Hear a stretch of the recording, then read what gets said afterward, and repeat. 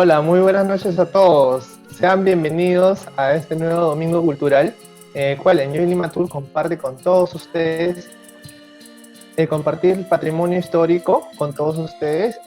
Básicamente nuestro objetivo continúa siendo la promoción de nuestro patrimonio cultural, tanto eh, virreinal, colonial, republicano, pero también es fundamental, sobre todo muy importante, promocionar el patrimonio prehispánico. Y pues en esta ocasión tenemos un invitado de lujo, es el arqueólogo, gestor cultural y escritor Pedro Espinosa Pajuelo, quien es el director del proyecto integral arqueológico Mateo Salado, que corresponde al proyecto del Carpacñán de la sede nacional. Y pues él nos va a mencionar, bueno, nos va a dar una bienvenida y nos va a dar a conocer los mayores atractivos de Mateo Salado, ¿no? A este gran centro arqueológico. Y bueno, le damos la bienvenida nuevamente a Pedro, le agradecemos rotundamente su tiempo y bueno, le damos el pase, Pedro. Muchas gracias y bienvenido. Te dejamos pase ahí para que nos puedas comentar sobre Mateo Salado. Buenas noches y muchas gracias por la invitación, Javier. Buenas noches a todo el auditorio virtual que nos acompaña ahora. A pedido de Enjoy Lima Tours voy a dar un panorama general sobre lo que es Mateo Salado y su potencial turístico. Si bien el sitio, dentro de su gestión, dentro de su perspectiva de gestión, considera que este tiene varios valores, pero hoy día en específico vamos a ver lo que tiene que ver con los atractivos turísticos de Mateo Salado, con Mateo Salado como un sitio para ser visitado. Entonces, Javier, no sé si podemos pasar por favor a la presentación en PPT, lo agradecería mucho. Primero también para hacerles saber que hemos ya reiniciado la atención en Mateo Salado desde el 15 de octubre pasado, con las respectivas medidas de seguridad sanitaria y protocolos que se deben cumplir en este caso. Igualmente, nosotros estamos en este momento con un horario que es de 3 días a la semana. Estamos atendiendo los días martes, jueves y sábado, de 10 de la mañana a 3 de la tarde. Paulatinamente se irá abriendo la totalidad del sitio. En estos momentos los circuitos son a 2 o 1, dependiendo del tiempo del visitante, de las 3 pirámides visitables que tiene el sitio, ¿no? Entonces estamos hablando de un recorrido que dura aproximadamente una hora, entre 40 minutos y una hora. ¿De acuerdo? Entonces vamos a empezar justamente viendo lo que es el complejo arqueológico Mateo Salado, que como todos ustedes saben está en el cercado de Lima, ¿no? Si bien colinda con Pueblo Libre y Breña. La siguiente, por favor, Javier, la siguiente diapositiva. Esta es una vista de Mateo Salado en el año 1944, cuando todo el entorno de la ciudad de Lima era eminentemente urbano. Las zonas que estaban en esos años urbanizadas eran básicamente el centro de Lima, Miraflores, Barranco, pero no toda la ciudad estaba integrada dentro de un mismo casco urbano como el que vemos hoy día, ¿no? Y aquí se puede ver que precisamente Mateo Salado está rodeada por chacras y se llega a apreciar que hay una plaza frontal a la pirámide A o Templo Mayor. Se ven también las 5 pirámides de Mateo Salado, que tienen denominaciones que también les hemos puesto a nosotros en base a investigaciones previas para que el visitante las recuerde mejor, ¿no? Porque usualmente el nombre de A, B, C, D no le dice mucho al visitante. Por ejemplo, la pirámide A es el Templo Mayor, la pirámide B es la pirámide de las aves, por la gran cantidad de representaciones de aves que hemos encontrado en diversos soportes, en pintura mural, en cerámica, en grafitis que hay en los muros, etc. Y la pirámide E, que es la tercera que hemos nosotros investigado y puesto en valor, es la pirámide funeraria menor. Al parecer, en un primer momento fue un templete Ichma, pero cuando llegan los Incas se transforma en un cementerio. Entonces de ahí viene el nombre de esta última pirámide. Las pirámides T y C todavía no están investigadas. A su vez, ustedes van a ver en esta fotografía que se alcanza a ver un segmento de un camino amurallado en la parte superior, camino amurallado EO, dice, es decir, este-oeste, que ha desaparecido, pero estaba en lo que ahora es la avenida Alejandro Bertelo. Y lo que ustedes ven con línea entrecortada amarilla a la izquierda es cómo este camino se prolongaba hacía un ángulo recto para entrar al complejo arqueológico y enrumbaba hacia la pirámide A. Y un tramo de este camino sí todavía existe y es parte del Capac Ñan, es decir, de todo este sistema vial utilizado por los incas, si bien mucho de él es anterior a los incas, y que es lo que ha ameritado para que nosotros desde el 2016 seamos un proyecto integral del Capac Ñan. La siguiente, por favor.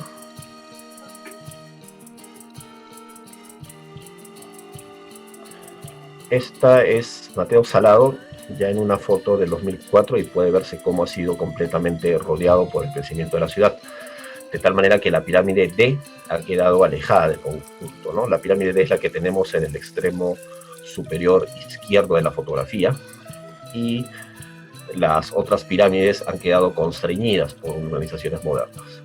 La siguiente, por favor. Esta es una reconstrucción de cómo pudo haber sido Mateo Salado. Fue hecha aproximadamente entre los años 40 a 50 por Luis Cosi Salas, que fue un dibujante de Julio Cetello, que acompañó muchos años a Julio Cetello. Entonces lo que ustedes van a notar es que se han graficado 3 pirámides de Mateo Salado que están rodeadas por una muralla. Esta es la pirámide A, la más grande, que tiene acá como tiene una rampa y una escalera para subir a la parte superior. Esta es la pirámide C, que todavía no la hemos excavado. Esta es la pirámide B, o de las aves. Y esta es la pirámide que les dije que se había quedado como excéntrica con respecto a todo el conjunto, ¿no? Estas 3, que a su vez son las pirámides más grandes, están rodeadas por una muralla, y por el lado de esta muralla iba parte del camino, que les mencioné hace un momento, que luego doblaba de esta manera para entrar a Mateo Salado, ¿no? Esto vendría a ser lo que en la diapositiva previa se veía como camino este-oeste, y este es el camino que dobla en ángulo recto, entraba hacia el sitio arqueológico, y esta parte del camino que está pegada al Templo Mayor sí todavía persiste, ¿no? Todavía se conserva, pero lo demás sí ha sido destruido por el avance de las urbanizaciones en torno al sitio. La siguiente.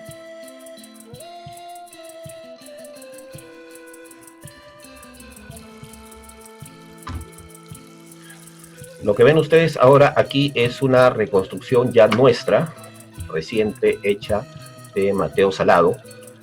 Está rodeada por un cerco perimétrico, es decir, por una muralla, mejor dicho, que, como les decía, estaba rodeando a las 3 pirámides mayores, ¿no? Acá tenemos en la parte inferior una foto de Mateo Salado en base a una fotografía satelital Google Earth, a partir de la cual proyectamos todos estos edificios. Entonces, este vendría a ser el Templo Mayor, la pirámide de las aves, la pirámide C, que todavía no está trabajada, la D, que tampoco todavía la hemos intervenido aún, y esta es la pirámide E, o pirámide funeraria menor. Entonces, como les decía, tenía un cerco perimétrico que rodeaba las 3 pirámides mayores, y lo interesante era que estas 3 pirámides estaban orientadas hacia los cerros, en específico muy probablemente hacia el Cerro San Jerónimo, que habría sido el Apu de Lima, o por lo menos de los Ichma de esta zona, y las otras, como la D y la E, que son las más pequeñas y quedan fuera del perímetro amurallado, están mirando hacia el mar. Esto tendría que ver con algunos cambios ideológicos de los propios Ichma. Es decir, estas 3 pirámides, al ser también las más grandes, muy probablemente sean las más antiguas. Ya les voy a explicar por qué. Y estas 2 pirámides que están afuera son pirámides más pequeñas y más recientes. Entonces, es probable que hayan habido cambios ideológicos, por decirles así, o sea, lo estoy diciendo de manera conjetural, algunas castas que hayan tenido como dioses a los cerros, pero que luego son sucedidas por otras que ya tenían como divinidades al mar, ¿no? Eso es bastante común en la arquitectura andina, es decir, que la arquitectura pública, ceremonial o templos está en relación hacia las divinidades o hacia elementos claves del paisaje sagrado.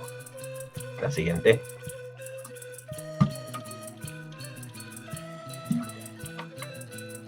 Ahora, para un poco retomar el tema o sintetizarlo sobre las principales características de Mateo Salado, tenemos que es un gran centro administrativo ceremonial Ichma, ocupado del año 1100 a 1400 después de Cristo, y que sucesivamente es reocupado por los incas, probablemente cuando el sitio ya estaba con cierto declive, por decirlo así, ¿no?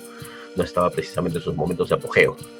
Luego, Es un sitio que tiene 16.4 hectáreas, es decir, casi 17 hectáreas. Es el más grande en extensión del cercado de Lima, formado por 5 pirámides escalonadas truncas, construidas en tapia, como acabamos de ver, y con un segmento de camino inca, que es el que les mencioné, que pasaba por el lado del Templo Mayor. En esta fotografía se ve aquí el Templo Mayor, y en la fotografía de abajo a la derecha se ven 2 muros, que lo que hacen es una especie de largo callejón y que viene a ser justamente el tramo de este camino que les mencioné hace un momento. En la foto aquí de abajo a la izquierda tenemos a la pirámide de las aves, o pirámide B. La siguiente.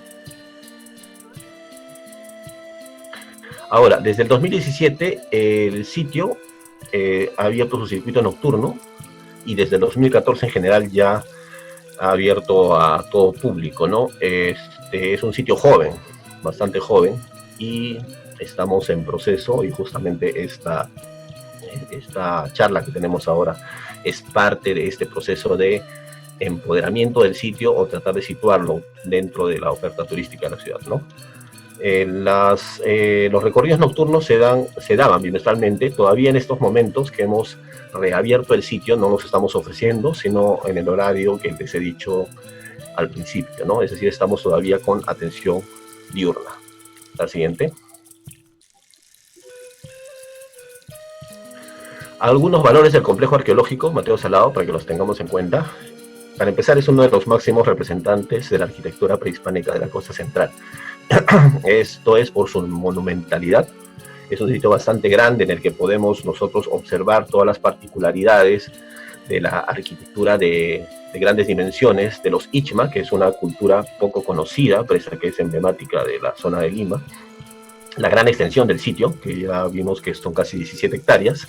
La belleza de la arquitectura del sitio es muy llamativa en sus líneas, en su morfología. La variedad de la misma arquitectura, y tenemos arquitectura de muy diverso tipo, es decir, tenemos plazas, tenemos recintos pequeños, tenemos espacios ceremoniales, etc. Se mantiene todavía la integridad de buena parte del conjunto, y lo que es también muy importante, mejor dicho, es que da una experiencia de campo, que usualmente podría complementar la experiencia, por ejemplo, que se da a nivel del Centro Histórico de Lima, donde tenemos sobre todo una experiencia a nivel museística, ¿no? Si bien también tenemos calles, pero que tendrían que ver sobre todo con la ocupación colonial. Si podemos nosotros enlazar lo que sería la experiencia del Centro Histórico de Lima con la experiencia de Mateo Salado, estamos cubriendo un lapso de tiempo que comprende lo prehispánico y también lo posthispánico, pero además comprende lo que es la ciudad y también comprende lo que vendría a ser campo. Luego, algo también muy importante es su ubicación céntrica, pues está a 20 minutos de la Plaza de Armas de Lima, aproximadamente en auto, ¿no? La siguiente.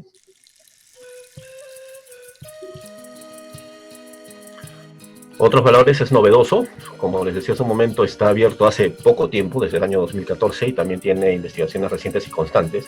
Muchas de ellas las pueden encontrar en en redes sociales, ¿no? Varios de nuestros artículos están colgados en internet y son de fácil acceso.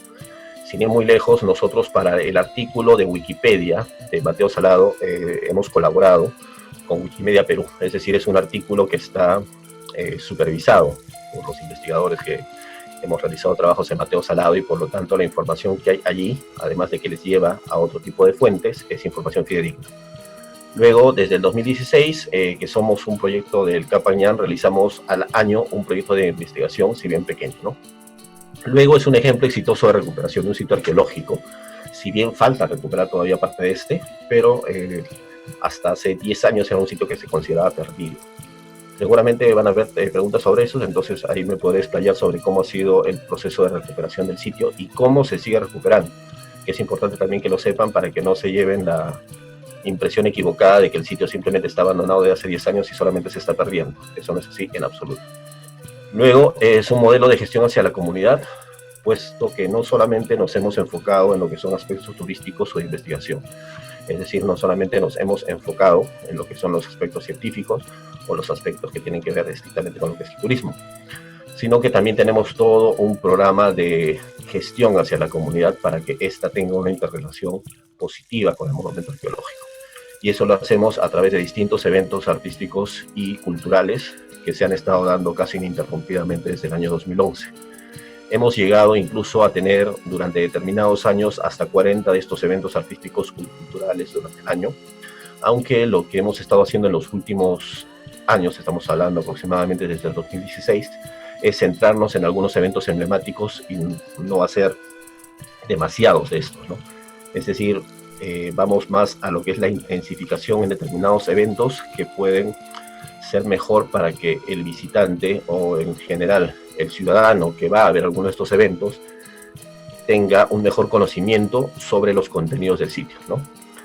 Y todo este modelo de gestión tiene como eje transversal lo que hemos llamado la perspectiva del continuum cultural, que ustedes también pueden encontrar artículos sobre ello en internet, hechos por nosotros, y que es básicamente una perspectiva por la cual el sitio arqueológico no solamente es visto como prehispánico, sino también como colonial, como moderno y como contemporáneo, ¿no?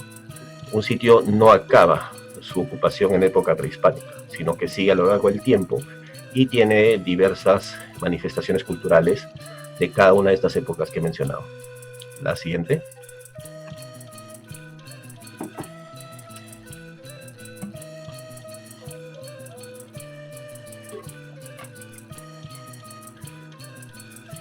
Javier, la siguiente diapositiva, por favor.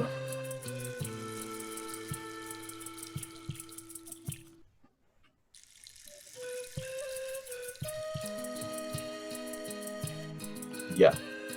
Allí tienen algunas imágenes de lo que vendría a ser el Templo Mayor o Pirámide A. Tiene una foto arriba, vista desde la explanada norte, o lo que también vendría a ser la plaza prehispánica principal del sitio. Y aquí ya podemos ir hablando de lo que ha sido la recuperación del complejo arqueológico. Esa plaza que ustedes ven allí, o sea, esa explanada, esa pampa con algunas líneas blancas, era un campo de fútbol. El tema es que el campo de fútbol era utilizado de manera desordenada. Por ejemplo, los asistentes a estos campeonatos utilizaban como graderías la pirámide que está ahí al costado y la utilizaban también como urinario. Luego los vecinos también se quejaban porque se cerraban las calles durante estos partidos de fútbol, había demasiado consumo de cerveza, se hacían parrilladas en la calle, entonces era una situación bastante complicada para el sitio arqueológico. Y no solo eso, esa pirámide que era utilizada como tribuna, ¿no?, y como urinario, también tenía una casa encima, ¿no? Si ustedes hubiesen ido a Mateo Salón en ese entonces y hubiesen subido, como ahora se puede subir a la cima de la pirámide, lo que han visto en la pirámide que está al frente es una casa moderna, grande, ¿ya? Todo eso se ha podido revertir, ¿no? Se recuperó la explanada norte, que lo utilizaba como campo de fútbol, se le dio otro uso ya para talleres educativos, culturales, si bien los vecinos, muchos de ellos todavía siguen pidiendo actividades deportivas, haciendo eco de lo que ellos pedían, se realiza allí también y en el sector B Culturdepor, que son activaciones deportivas pero hechas de manera controlada.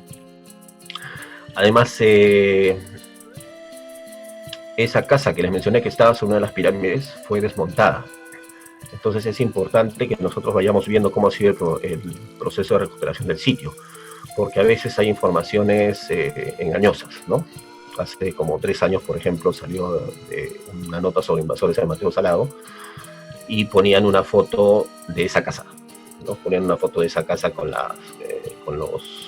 los tendederos de ropa que había ahí, ¿no? Pese a que esa casa está desmontada desde el año 2011. Entonces es bueno que nosotros vayamos viendo estas cosas. Se nos puede decir, no, pero los arqueólogos no avisan, ¿no? Pero hay informaciones periodísticas sobre la recuperación de Mateo Salado, sobre cómo se va haciendo la recuperación de Mateo Salado, y también ustedes pueden encontrar alguna información en internet, ¿no?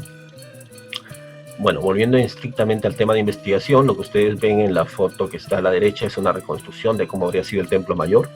Tenía una gran rampa de acceso con un muro largo para conducir a los visitantes hacia el sitio. Luego se subía por esa rampa que aparentemente acababa en escaleras, y lo que hemos visto en la parte superior es lo que ustedes ven allí abajo, o sea, distintos patios en los cuales había unas concavidades donde se colocaban vasijas, muy probablemente o con granos o con chicha. Es decir, en este templo los sacerdotes estaban acopiando el tributo que llevaba la población Ichma en alimentos, por decirlo, ¿no? Luego estos alimentos eran redistribuidos cuando la población venía, por ejemplo, a hacer labores públicas, es decir, para renovar la arquitectura, para construir otras, ¿no? Desafortunadamente, la parte superior del templo, la parte central y más alta del templo, ha sido destruida por un cuáquero colonial. Pero aún así es mucha la información que se puede todavía dar sobre este espacio. La siguiente.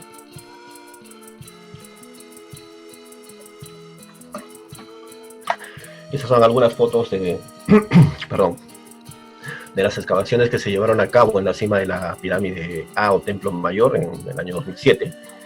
Ahí ven algunos recintos con adobes. En la foto superior de la derecha se alcanza a ver la parte inferior de una gran tinaja de almacenamiento. Es una tinaja de casi 1,20 m de diámetro. La siguiente.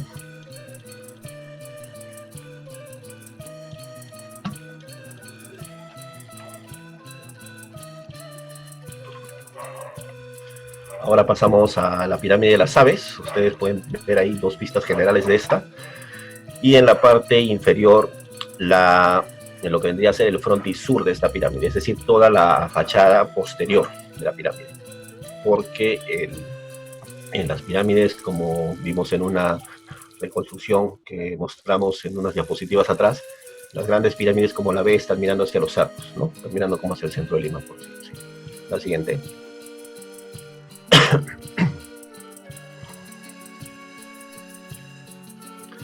Algunos espacios bastante llamativos de la pirámide B, por ejemplo, lo que ustedes tienen en las fotografías superiores es la llamada Plaza del Podio. El podio, en otras palabras, vendría a ser una suerte de trono o posiblemente un altar especial, como le decía Bonavía. Estaba pintado de amarillo, si bien nosotros encontramos los fragmentos con pintura amarilla caídos, por eso también se había preservado la pintura, puesto que estos fragmentos habían caído boca abajo. Nosotros hicimos lo que en conservación se llama anastilosis, es decir, reintegrarlos a su lugar original. Luego en la parte de abajo ustedes pueden ver en la fotografía inferior izquierda lo que llamamos la gran escalinata monumental, que servía para subir a la parte más alta de la pirámide de las aves. Para que nos ubiquemos un poco, si ustedes ven mi cursor, esta vendría a ser la Plaza del Podio con el podio, y aquí al fondo ustedes pueden ver una escalinata, que es justamente la escalinata monumental, por la cual se sube a la cima de la pirámide. En las otras fotografías de la parte de abajo, en la fotografía central, lo que tenemos es el domo de emparrillados, es decir, todo un gran cúmulo de emparrillados que son cuartos de rellenos constructivos que cubrían una zona especial, que si ustedes notan, tiene aquí una abertura que corresponde a lo que llamamos el pozo ceremonial. Allí abajo a la derecha ustedes pueden ver el pozo ceremonial, que era, como su nombre lo indica, una suerte de cajón o cajón a desnivel, que tiene un ducto como ustedes pueden ver por el lado derecho, a través del cual, cuando se hacían libaciones, el líquido iba por ahí y filtraba hacia tierra, ¿no? Es un tipo de ritual prehispánico muy común, ¿no? El siguiente.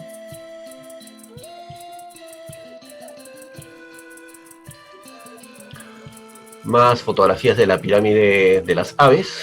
Tenemos en la parte superior izquierda un techo. En la fotografía seguida tenemos parte de un total de 12 vasijas que estaban a lo largo de un corredor. Era todo un corredor donde habían diversas vasijas que habían servido para almacenar productos alimenticios. Luego, en las dos fotos de la derecha, esas que están en fondo negro, tenemos dos ofrendas muy interesantes, porque son ofrendas ya de época inca, cuando la pirámide quizá haya estado abandonada o semi abandonada. La primera es un personaje que tiene una copa en la mano, está sentado con las piernas cruzadas y tiene un guacamayo en la cabeza. Está hecho en madera, tiene más o menos unos 12 centímetros de alto y está hecho en madera de yoque. El yoque es un árbol que está en extinción, pero es un árbol que solo crece en la sierra. Por lo tanto, es claramente un artículo importado, además que tiene características muy similares a la de estatuillas también en madera chimú, ¿no? Que se han recuperado, por ejemplo, en Huaca el Dragón y en Huaca Tacainao. Son muy parecidas. Y en la foto de la derecha tenemos una llamita hecha en espóndilos, que también fue una ofrenda inca. y este tipo de llamitas es típico que acompañen a capacochas, que como ustedes saben son estos sacrificios humanos de jóvenes, o de niños, o de púberes que hacían en el incanato y que se colocaban o se enterraban en las partes altas, por ejemplo, de volcanes o de nevados, ¿no? Se han encontrado, como ustedes saben, por ejemplo, una capacocha en el Ampato, ¿no? La dama de Ampato, Juanita, la momia Juanita, es una capacocha. También se han encontrado en Argentina y Chile, por ejemplo, en la Concagua, ¿no? En la Concagua se encontró una capacocha. Y justamente en Yuyayaco, que es un volcán que también está en el límite entre Chile y Argentina, también se encontró una capacocha de 3 niños. Busquen Yuyayaco en internet, porque lo impresionante es el grado de conservación de los niños de Yuyayaco, porque todos estos entierros o todos estos certificados se conservaban excelente por las condiciones extremas de frío que había en estos distintos cerros. Y en el ajuar funerario, en el ajuar que acompañaba a estos niños, habían llamitas muy parecidas a estas, ¿no? De eso, obviamente, yo no puedo decir que había una capacocha en Mateo Salado, pero sí probablemente parte de algún objeto que pudo haber acompañado a una capacocha fue depositado en Mateo Salado por los incas. Luego, abajo, lo que tenemos son, en la foto inferior izquierda, algo muy típico de Mateo Salado, que son los grafitis. ¿Qué son los grafitis? No es que sean, obviamente, pinturas puestas desordenadamente sobre los muros. Estamos hablando de grafitis antiguos, que son grabados que se hacían sobre la cara del muro cuando todavía estaba fresco. Entonces, son bastante comunes en Mateo Salado, son frecuentes, sobre todo en la pirámide de las aves, en la pirámide B. El que tenemos aquí no se alcanza a ver muy bien, pero, a ver, esto vendría a ser la cabeza de una ave, y acá está el pico, ¿no? Por esta zona más o menos viene a estar el ojo. Este es uno de los pocos casos en que estos grafitis tienen un diseño reconocible. La mayoría de veces el diseño no se puede discernir cuál era su significado, porque son simplemente a manera de figuras geométricas o incluso una suerte de rayones o líneas superpuestas, ¿no? Luego, en la foto de la derecha, tenemos un fragmento de un friso, que es este que tienen en el dibujo del extremo derecho también, ¿no? Lo que ustedes están viendo en rojo vendría a ser parte de la cabeza y del ojo de uno de estos pelícanos y parte del lomo. Es decir, el cuerpo de los pelícanos que se ven en este friso, que desafortunadamente fue vandalizado después de los años 60, nosotros solamente hemos encontrado fragmentos, son 2 pelícanos tocándose el pico y el cuerpo estaba pintado de rojo y el fondo del diseño era blanco, eran altorrelieves, ¿no? Otra cosa muy interesante es que la pintura roja estaba hecha con hematita, que es una arcilla de color rojo, pero a la que le habían añadido cinabrio, que es un mineral derivado del mercurio que solamente se encuentra en Huancavelica, mejor dicho, la fuente conocida arqueológicamente para tipos prehispánicos es desde Huancavelica. Así que en esta foto estamos viendo que la pirámide de las aves tuvo interesantemente muchas ofrendas que venían de lejos, ¿no? De otros sitios del territorio andino. Y como me han vuelto a preguntar por acá sobre por qué le llaman pirámide de las aves, como les dije en un principio, se debía a que hemos tenido distintas representaciones de aves, y aquí en este graffiti y en esta pintura ustedes están viendo solo 2 de ellas, pero hay muchas más, ¿no? La siguiente.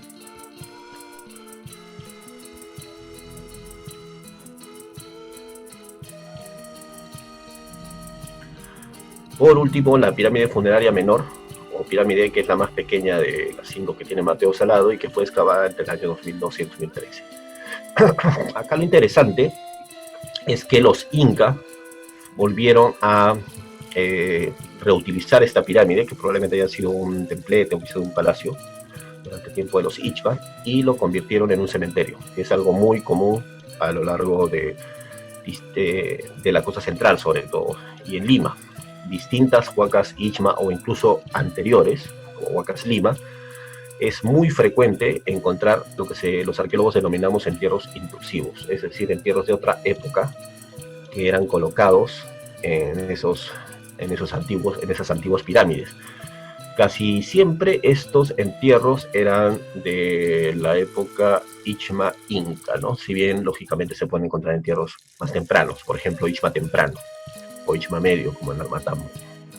Pero lo más frecuente es que se encuentren entierros Ichma tardío, es decir, Ichma inca, Ichma ya con influencia inca, e incluso entierros Ichma, pero ya con influencia colonial. Se encuentran, por ejemplo, entierros Ichma, ¿no? Pero que tienen entre su ojal, por ejemplo, algunas bolitas de vidrio, cuentas de vidrio, ¿no? Entonces ahí ya se ve que han tenido ya contacto con los españoles y los bienes que intercambiaban con los españoles los incluían en sus ajuares mortuorios. Algo interesante y que ustedes lo pueden encontrar en un artículo de autoría, que está también en internet, es que muy probablemente estos entierros, no solo los de Mateo Salado, sino los que se pueden encontrar en diversas huacas dentro de Lima, y que casi todos ellos, como les digo, son Ichma e Inca, incluso colonial, estarían siendo testimonios de epidemias que, como ustedes saben, acabaron con la mayor cantidad de la población aborigen, de la población típica de acá, de la zona de Lima y de los Andes, ¿no? Fue la primera causa de la desaparición de la población aborigen en las grandes epidemias. Es muy probable inclusive que muchos de los entierros que estamos encontrando en diversas huacas de Lima hayan sido anteriores a la llegada, por decirlo así, física de los españoles a la ciudad de Lima, a los que viven en la ciudad de Lima, pero sin embargo, los virus que esos hayan, por ejemplo, la viruela, la tifoidea, etcétera, han llegado antes que ellos, entonces ya estaban haciendo estragos entre la población, ¿no? Como les digo, fue una de las principales causas de la desaparición dramática de la población aborigen en Lima, ¿no? Algunos estudiosos hablan aproximadamente de que en Lima habrían habido como unos 140.000 personas, 140.000 aborígenes, y más o menos para el año 1570, 1560, quedaban 9.000, ¿no? Entonces, como ustedes pueden ver, la bajada demográfica ha sido tremenda. Entonces, ahí tenemos algunas de las causas. Una de las primeras causas fue las epidemias, traídas durante la conquista española, y para la cual los aborígenes pues no tenían las defensas naturales del caso, los anticuerpos del caso, que ahora no sabemos muy bien nosotros ahora en este contexto de pandemia. Luego migraciones, ¿no? Han habido muchas migraciones, justamente por esta situación caótica y por los maltratos que sufrían, abandonaron la ciudad de Lima. Luego muchos fueron llevados a los obrajes y a la mita minera, donde casi siempre perdían la vida por las pésimas condiciones en que se los trataba. Y también pasaban a formar parte de los ejércitos de los españoles, sobre todo durante la Guerra Civil. Entonces ahí también fallecían, lógicamente, muchos indígenas, ¿no? Eso es algo que tenemos que tener en cuenta. O sea, mucho del ejército conquistador que llegó incluso aquí al Perú estaba formado por aborígenes, era el grueso del número de su ejército, ¿no? Entonces, lo que tenemos en la pirámide funeraria menor, hemos descubierto parte de 53 contextos funerarios, 53 individuos, casi todos desafortunadamente estaban huaqueados. Solamente unos 7, entre 7 y 9 estaban enteros, pero ¿qué ocurría? Que la mayoría de estos entierros podían haber salvado parte de su ajuar, ¿no? Ahora les explico cómo es que pudieron haber salvado parte de su ajuar.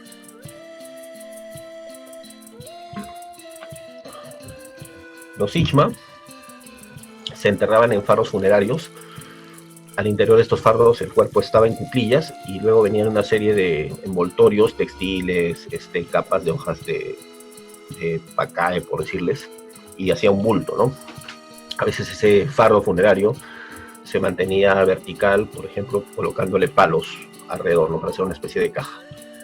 Entonces el fardo se colocaba en una fosa y al pie del fardo se colocaban vasijas en semicírculo. Luego se cubría de tierra hasta la mitad del fardo y luego nuevamente se colocaban vasijas, entre otros implementos de labranza o textilería alrededor. Luego se terminaba de tapar el fardo y también arriba se colocaban algunas vasijas. Entonces, ¿qué ocurre? Cuando estos contextos funerarios han sido huaqueados, generalmente el huaquero se llevaba las vasijas de la parte superior, excavaba un poco y se llevaba las vasijas de la parte media y destruía el fardo. Pero muchas veces se salvaban las vasijas de la parte inferior, que estaban en la base del fardo funerario. Y eso es lo que ustedes pueden ver, por ejemplo, en esta foto de acá, en esta foto superior a la derecha, ¿no? Todas esas vasijas que está limpiando el auxiliar de campo son las vasijas que estaban al fondo de un hoyo de enterramiento en Farruilla, ¿no? Igual las vasijas que ustedes tienen acá son las que quedan generalmente en el fondo, pero las que han estado en la parte superior lógicamente se han perdido, ¿no? Pero aún así hemos podido recuperar mucha información. La siguiente.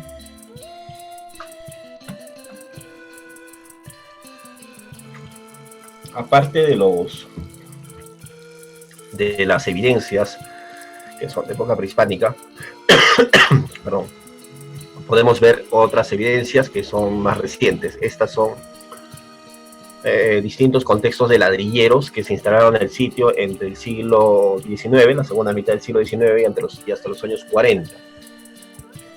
Ustedes pueden ver en la foto acá central que todo esto de acá corresponde a ladrillos que estaban en mal estado, es decir, habían salido horneados de manera defectuosa, se habían partido o estaban ennegrecidos, entonces los botaban.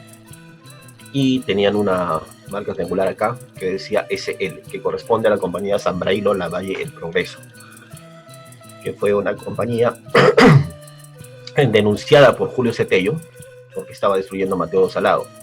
En la foto de acá abajo ustedes pueden ver, en la foto en blanco y negro, que todas estas distintas rumas son rumas de ladrillos, y este montículo de tierra que se ve al fondo es la Huaca Huantille, es una de las Huacas Huantille. La Huaca Huantille, que está en Magdalena, eran 5 pirámides, de las cuales solamente queda una. Las otras 4 fueron destruidas por ladrilleros. Acá a la derecha también se ve lo que era la foto de la Huaca Santa Beatriz, que como su nombre lo indica quedaba entre el cercado de Lima y Lince, y que también fue destruida por ladrilleros, ¿no? Los ladrilleros han destruido mucho en la ciudad de Lima. De las Huacas, perdón, de la ciudad de Lima. A la siguiente.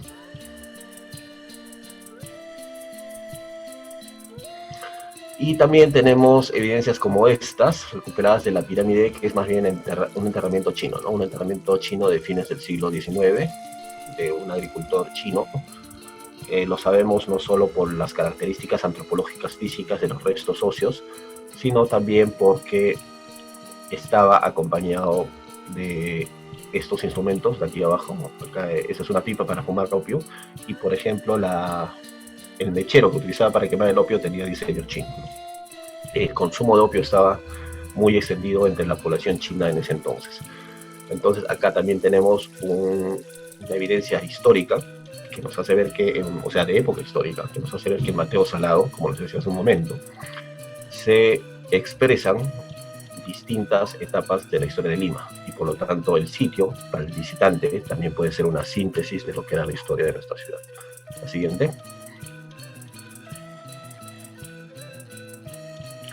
Con esto ya vamos acabando. Como les decía, los circuitos que tenemos son para 3 pirámides, pero en estos momentos, como estamos en un proceso de apertura paulatino, se están haciendo circuitos solo a la pirámide funeraria menor y solo al templo mayor, no a la pirámide de las aves todavía. Desde el 15 de octubre, como ya dije en un principio, hemos abierto al público. En estos momentos hay marcha blanca, es decir, el acceso es gratuito, pero se hace vía reserva por correo electrónico. Entonces abajo, en la siguiente, voy a indicarles cuál es el correo electrónico al que hay que hacer las reservas, que es la manera como se está manejando el aforo de público en general en casi todos los sitios arqueológicos y museos que están ya abiertos. Todavía no tenemos recorridos nocturnos, también como ya les había adelantado, pero lo tienen ahí para referencia, ¿no? La siguiente.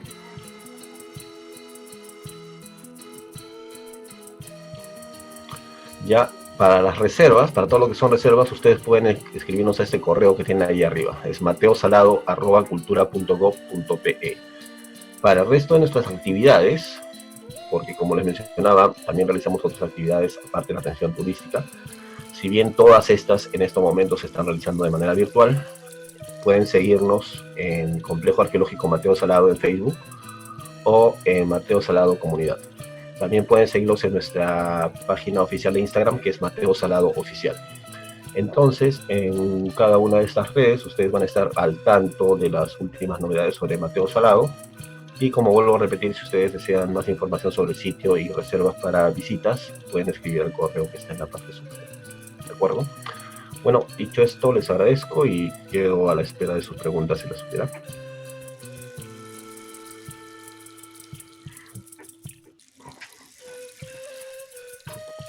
Muchas gracias por tu gran exposición, Pedro. Invitamos a todos los amigos de Enjoy Limatura que puedan plantear sus preguntas o sus comentarios. Estamos atentos a sus comentarios. Por favor, Paola, ¿nos podrías mencionar si es que hay comentarios o preguntas, por favor? Sí, buenas noches con todos. Tenemos una pregunta de parte de Aaron Estrado que nos pregunta si continúa la invasión dentro del perímetro, ¿por qué continúa una invasión dentro del perímetro? Ya que maltrata el patrimonio y lo depreda.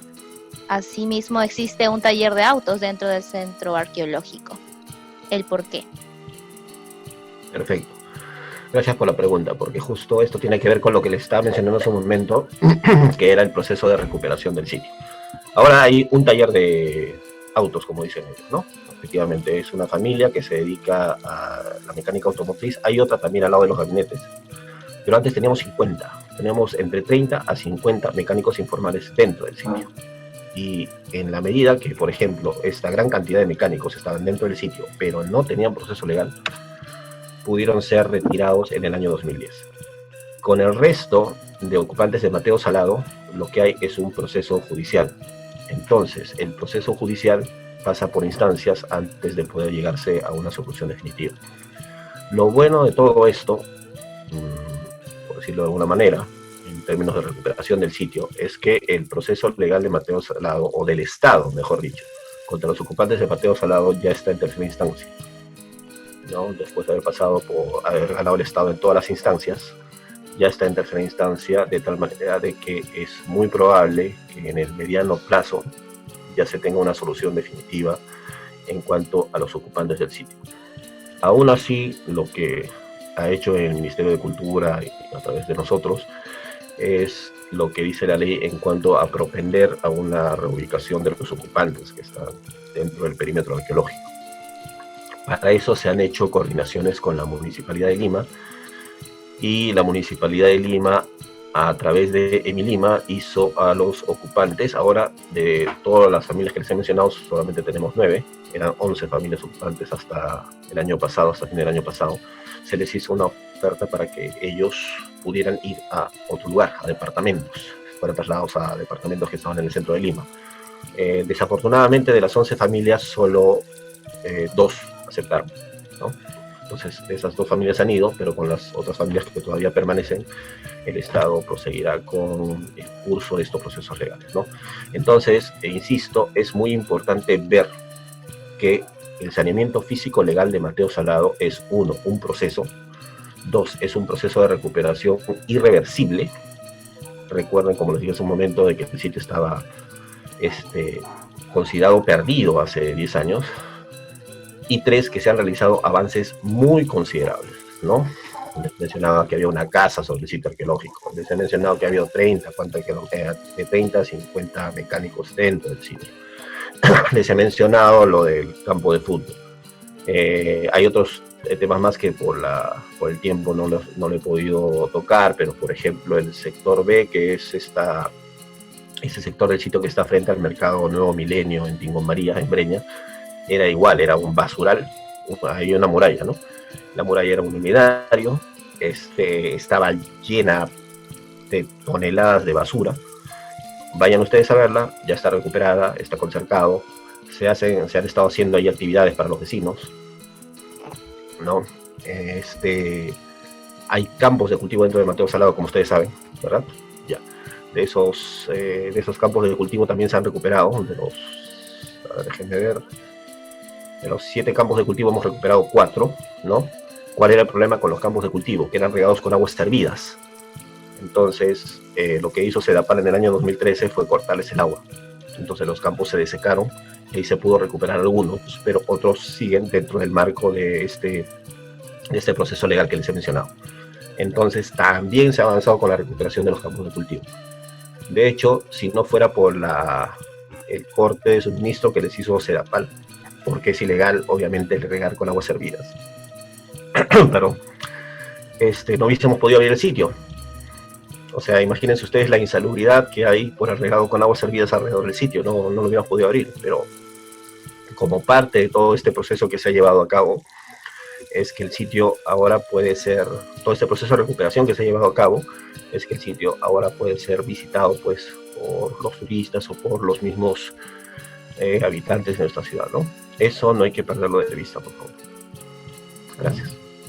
Excelente. Paola, ¿alguna otra pregunta, por favor? Tenemos comentario de Aldo Tomatis Esteves. Él nos menciona que siente que el MINCUL solo trabaja cuando los sitios arqueológicos están destruidos o huaqueados. Asimismo, tenemos el comentario de Gabriel Ochoa Flores, quien está compartiendo este domingo cultural con sus hijos, y agradecemos que comparta el patrimonio, la historia de nuestra ciudad y del Perú con los más pequeños, que ese es el objetivo, ¿no? Compartir patrimonio y compartir cultura con todos. Gracias.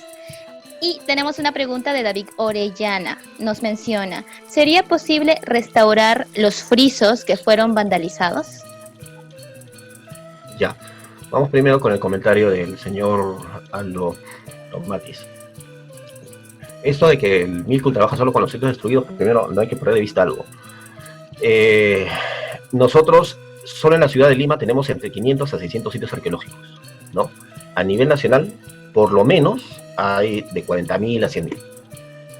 Todos los sitios arqueológicos, por ese gran volumen de sitios arqueológicos, por esa gran cantidad, tienen algún tipo de afectación, salvo cuando pueden ser recuperados, como por ejemplo Bocapullana, por decirlo, ¿no?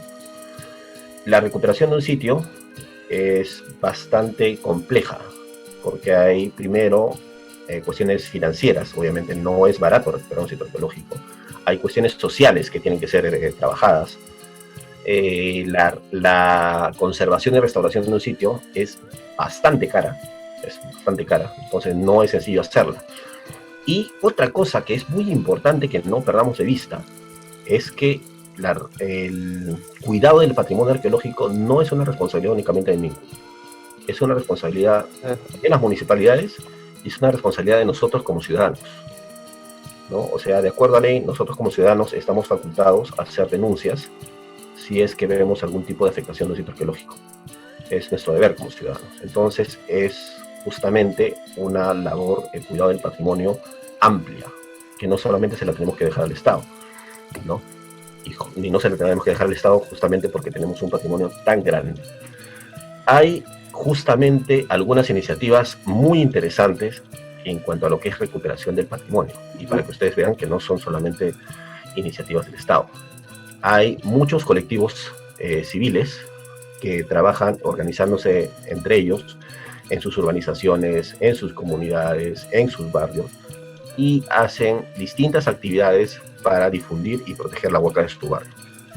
Por ejemplo, Ichmaitampu, que son los que están empujando lo que sería la conservación de las huacas que están en Chorrillos, lo que era Armatampu, ¿no? O el proyecto Cuida tu Huaca Plo en Los Olivos. Y así hay varias iniciativas civiles. Entonces eso es muy positivo, porque como ustedes ven, son iniciativas que demuestran que también cuando se organiza la sociedad civil y va adelante para cuidar su propio patrimonio, se pueden lograr también resultados muy positivos sin centrarnos solamente en el Estado, ¿no? Que lógicamente también tendremos fallas o tendremos virtudes, pero lo importante es que todos estemos encaminados hacia una sola labor y que no necesariamente tengamos que pelotearnos la entre todos, ¿no? Entonces eso sí es importante que también lo consideremos. Luego decían, ¿será posible restaurar esos frisos que fueron vandalizados? No, no es posible porque solamente tenemos fragmentos pequeños. Los dibujos que ustedes han visto son dibujos que hicieron Ducho Bonavía y Ramiro Matos y Félix Caicho en los años 60. Entonces es por ellos que sabemos aproximadamente a dónde corresponden los dos fragmentos que hemos encontrado. Yo les he mostrado solamente uno, pero hay un fragmento más y no mucha mayor cantidad de evidencias que nos permitan hacer una restauración, ¿no? Entonces, eso nos impediría hacer una restauración in situ, por decirlo así. Además que no tenemos tampoco evidencia plena de cuál ha sido la ubicación exacta de estos. Pero sí tenemos algunas, por decirlo así, réplicas de cómo ha sido el sitio, y una de ellas ustedes la pueden ver apenas entran, ¿no? Ustedes apenas entran al sitio, lo que es también el imagotipo del sitio, ustedes lo pueden ver en una suerte de monolito que está frente a la entrada, ¿no? Como para que se hagan como para que se hagan ustedes una idea de ello, ¿no? Entonces, eso es lo que tenemos en cuanto a información sobre los frisos, ¿no? Excelente. ¿Preguntas? Una última pregunta, por favor, Paola. Bueno, respecto a las visitas turísticas, ¿cómo se maneja el tema de los guías? ¿No? ¿Cuál es la temática que se está dando ahora por esta coyuntura? Y si podría repetirnos la dirección exacta, dónde podemos ubicar Mateo Salado y el por qué lleva ese nombre. Ya, ok. A ver, para empezar, el tema de los guías. Nosotros tenemos guías de planta, tenemos en estos momentos 2 guías de planta porque estamos también bajo el marco de la ley 1507, ¿no? Por la cual ustedes saben que se ha priorizado la apertura al público, la reapertura al público de determinados sitios arqueológicos, ¿no? Eso nos permite en estos momentos contar con los guías oficiales de turismo que tenemos ahí dentro del sitio y que pueden atender al público, ¿no? Luego, ¿por qué se llama Mateo Salado? Siempre eso se me pasa, a pesar de que es una pregunta de rigor. Bueno, como según duda algunos de ustedes sabrán, es por el nombre de este luterano francés que estuvo durante el siglo XVI dentro del sitio arqueológico y que iba los fines de semana al centro de Lima, y al pedir limosna también hacía comentarios que en ese entonces eran muy mal vistos hacia la Iglesia Católica y por lo tanto fue denunciado por hereje y fue quemado en la Inquisición. Fue el primer ejecutado por la Inquisición en Lima en el año 1573, ¿no? Entonces es de él de donde el sitio toma el nombre. No conocemos el nombre original del sitio, el nombre nativo. Hay algunas posibilidades, ¿no? Por ejemplo, que se llame Calhuac o Chalhuac, pero eso todavía está dentro del plano de la investigación, ¿no? A ver, creo que han llegado nuevas preguntas, no sé. ¿Ustedes me dirán? Paola, por favor. ¿Correcto? Vamos a elegir. ¿Cuántas preguntas más podemos aceptar para esta ronda? Pedro, por favor, ¿podrías...? Sí. Sí, a ver, veo estas 3 y con esto acabo, ¿no? Perfecto. Entonces tenemos aquí una acotación de Rubén Pacheco que nos comenta sobre el Capacñac, ¿no? Había un Capacñac que salía de Mateo Salado y se dirigía por la avenida Paso de los Andes hasta la avenida Brasil, al costado de las Huacas Pueblo Libre. Si podía comentar sobre eso, por favor. Por supuesto, muchas gracias por el comentario, muy, muy preciso. Efectivamente, viendo, por ejemplo, el libro de Fernando Flores Zúñiga sobre Huacas Asesinas de Lima, tiene todo un tomo que está dedicado a los caminos de la ciudad, ¿no? Y hay un camino que efectivamente describe el recorrido que dice el amigo, ¿no? Perdón, no puedo ver su nombre acá. Entonces, ese ha sido un camino más que ha llegado a Mateo Salado, muy probablemente. Fue un camino que entró por lo que vendría a ser la esquina sureste de Mateo Salado, que estuvo, mejor dicho, se prolongaba hasta lo que ahora es la Plaza de la Bandera. La Plaza de la Bandera destruyó la esquina del sitio. El camino que yo les he mencionado en las primeras diapositivas de la exposición, es un camino que más bien viene del centro, y viene de Tingo María. Este camino, por decirlo así, vendría desde el este hacia el oeste, pero el camino que yo les he mencionado es uno que venía, por decirlo así, del norte hacia el sur, ¿no? Efectivamente, Mateo Salado muy probablemente tuvo estos 2 caminos de ingreso, 2 caminos que llegaban al sitio, y uno de ellos salía hacia Maranga, ¿no? La ruta exacta para llegar a Maranga no la sabemos. Se habla del callejón de Pando, es decir, que el camino iba por lo que ahora es la avenida Mariano Cornejo, pero eso no es seguro. Parece que parte del callejón de Pando ha sido un camino colonial, pero no lo sabemos a ciencia cierta. Además, en alguna zona, ese camino que iba por lo que es Mariano Cornejo, 28 de julio, ha tenido que doblar al sur. Ha tenido que hacer por lo menos 2 requiebres hacia el sur. ¿Para qué? Para conectarse al camino que ahora se observa por la Universidad Católica y que entra al complejo arqueológico de Maranga. Si ustedes prolongan la avenida Mariano Cornejo, imagínense que es un camino amurallado, no va a empalmar a Maranga, va a llegar más al norte, no va a empalmar al camino que pasa por la Católica. El camino que está por la Católica está más abajo, más al sur, como yéndose hacia Plaza San Miguel. Entonces, para haberse interconectado con Mateo Salado, para haber interconectado Mateo Salado y Maranga, ese camino que les menciono y que probablemente pudo haber ido por Mariano Cornejo, ha tenido que hacer algún requiebre hacia el sur, ¿no? Y luego, ¿qué más preguntaban? ¿Cómo hacer para generar una conciencia responsable hacia el patrimonio sabiendo que tenemos poca conciencia? Bueno, nuevamente, es una tarea de todos nosotros, ¿no? O sea,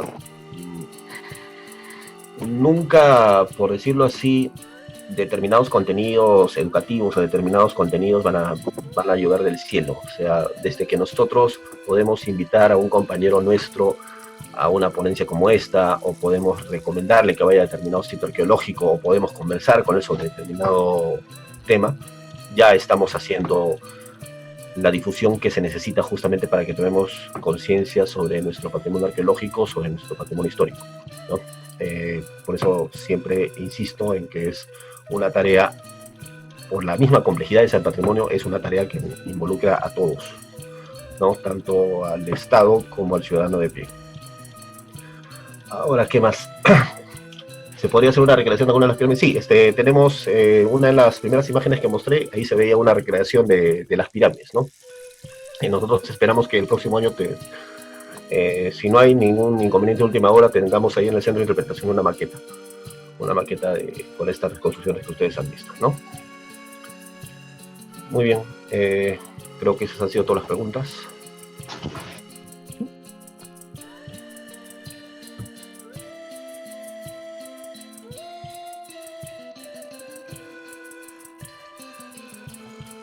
¿Aló? Sí, ahora sí.